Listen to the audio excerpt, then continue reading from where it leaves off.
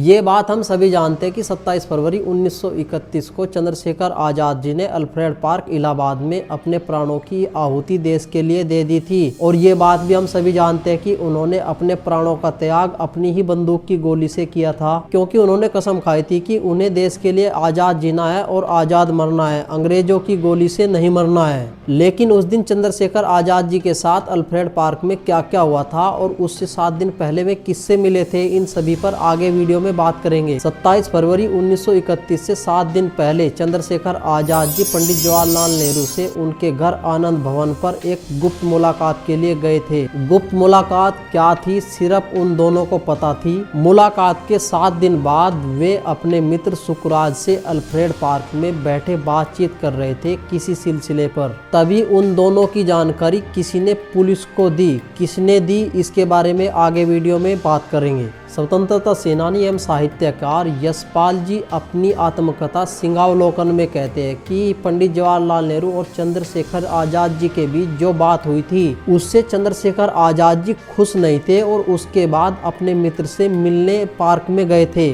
स्वतंत्रता सेनानी विश्वनाथ वैशंपायन अपनी पुस्तक अमर शहीद चंद्रशेखर आजाद में लिखते हैं कि डिप्टी सुप्रिंटेंडेंट विशेश्वर सिंह ने पुलिस अधिकारी JRH नोट बाबर को संदेश भेजा कि मैंने एक व्यक्ति को अल्फ्रेड पार्क में देखा है जिसका हुलिया चंद्रशेखर आजाद से मिलता जुलता है और जिस पर 5000 रुपए का इनाम रखा गया है। नोट बाबर, मोहम्मद जमान और गोविंद सिंह और पुलिस कर्मियों सहित एक गाड़ी से अल्फ्रेड पार्क पहुंचते हैं। तब चंद्रशेखर के मित्र सुखराज बताते हैं कि गाड़ी रुकते ही मेरा दिमाग ठनक गया। चंद्रशेखर और मेरे हाथ दोनों में पिस्तौल थी। व्हाइट ड्रेस में हाथ में पिस्तौल लिए पुलिस कर्मी ने पूछा हु आर यू। तब हमने इसका जवाब गोलियों से दिया, लेकिन पहले गोली पुलिस की तरफ से चलाई गई और एक गोली चंद्रशेखर आजाद की जांघ को चीरती हुई निकल गई और वहीं पर वे घायल हो गए। तब हम दोनों छिपकर जामुन के पेड़ के पीछे आए और चंद्रशेखर आजाद ने मुझे वहां से भगा दिया, लेकिन मेरा मन वहां से चंद्रशेखर आजाद को अकेले छोड़कर जाने को नहीं कर रहा था।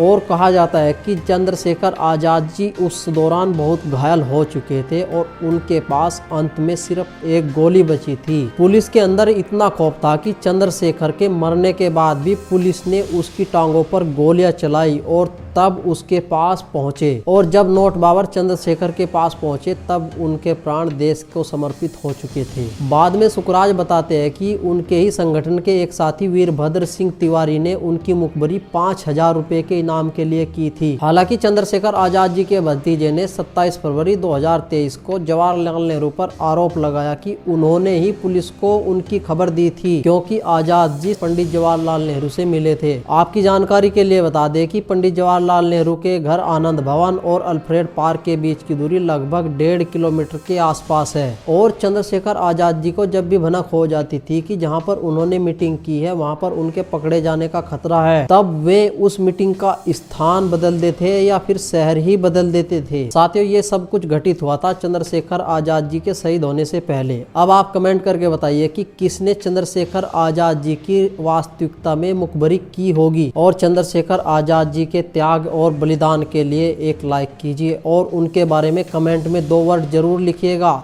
जय हिंद।